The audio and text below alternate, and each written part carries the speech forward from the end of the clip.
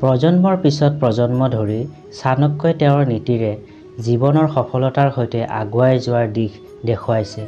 আধুনিক জীৱনতো বাৰম্বাৰ তেওঁৰ নীতি আভ্ৰান্ত বুলিয়ে প্ৰমাণিত হৈছে। চাণক্যই এখন অসাধাৰণ কিতাপ ৰচনা কৰিছিল, যাৰ নাম অস্ত্ৰশাস্ত্ৰ। এতিয়া বহু মানুহে সেই কিতাপত লিখা নীতি অনুসৰণ কৰি চলে। নীতিশাস্ত্ৰৰ পণ্ডিত আছিল চাণক্য। কিতাপত তেওঁৰ নীতিবোৰ লিপিবদ্ধ আছে। সেই গ্ৰন্থত তেওঁ জীৱনত সুখী হোৱাৰ আদৰ্শ উপায় সম্পৰ্কে জনাইছে। তেওঁৰ গ্ৰন্থত সকলো নীতি বিশ্লেষণ কৰিলে বুজা যায়, সকলো নীতিতে আছে বাস্তৱ জ্ঞান আৰু শক্তিশালী যুক্তি। সেয়েহে চাণক্যৰ নীতি অনুসৰণ কৰিলে কোনোদিন সুখ আৰু শান্তিৰ অভাৱ নহয়। লাভ হয় প্ৰগতিশীল জীৱন। চাওঁ আহক, সুখী আৰু সমৃদ্ধিশীল জীৱন পাবলৈ চাণক্যই আমাক কোনবোৰ নীতি অনুসৰণ কৰিবলৈ কৈছে।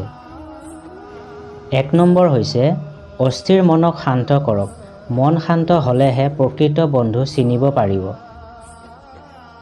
২ নম্বৰ, বৃদ্ধ আৰু নেতৃস্থানীয় ব্যক্তিৰ প্ৰতি বিনয়ী হ'ব লাগিব। কথা লাহে লাহে আৰু মধুৰ স্তৰত ক'ব লাগিব। জীৱন যাপনৰ ধাৰণ এনে হ'ব লাগিব যাতে যিকোনো কাম আৰু ব্যৱসায়ত সফলতা আহে। ৩ নম্বৰ, আনৰ আনন্দত যিসকলে দুখ প্ৰকাশ কৰে তেওঁলোক কোনোদিনেই সুখী হ'ব নোৱাৰে। মনত তৃপ্তি নাথাকিলে কোনো কামতে সফলতা নাহে। ৪ নম্বৰ, খং কৰিলে পৰিস্থিতিৰ সমাধান নহয়। খঙাল অৱস্থাত কোনটো ভুল আৰু কোনটো সঠিক সেয়া স্পষ্টভাৱে স্থিৰ কৰিব নোৱাৰি। ৫ নম্বৰ, কেতিয়াও অন্ধভাৱে বিশ্বাস কৰি নিজৰ আটাইতকৈ গোপন কথা ক'ব নালাগে। খং হ'ল আমাৰ আটাইতকৈ ডাঙৰ শত্ৰু। কাৰণ ক্ৰোধান্বিত অৱস্থাত কোনো সিদ্ধান্ত সঠিকভাৱে লোৱাৰ সম্ভাৱনা কাৰো ওচৰত ব্যক্ত কৰা উচিত নহয়। সেই গোপন কথাৰ বাবেই কোনোবা নহয় কোনোবা ব্যক্তি আপোনাৰ ধ্বংসৰ কাৰণ হ'ব পাৰে। চাণক্যৰ মতে ঘনিষ্ঠ ব্যক্তিয়েই আমাৰ আটাইতকৈ ডাঙৰ শত্ৰু হৈ পৰিব পাৰে।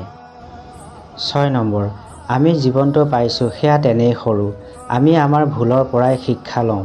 সেয়ে নিজৰ ভুলৰ প্ৰতি মনোযোগ দিয়া প্ৰয়োজন। প্ৰতিটো ভুলৰ পৰাই শিক্ষা লাভ কৰা যায়। বাস্তৱ জীৱনৰ অভিজ্ঞতাৰ পৰা পোৱা শিক্ষাৰ কোনো বিকল্প হ'ব নোৱাৰে। ৭ নম্বৰ, কেতিয়াও লোভৰ দ্বাৰা পৰিচালিত হোৱা উচিত নহয়।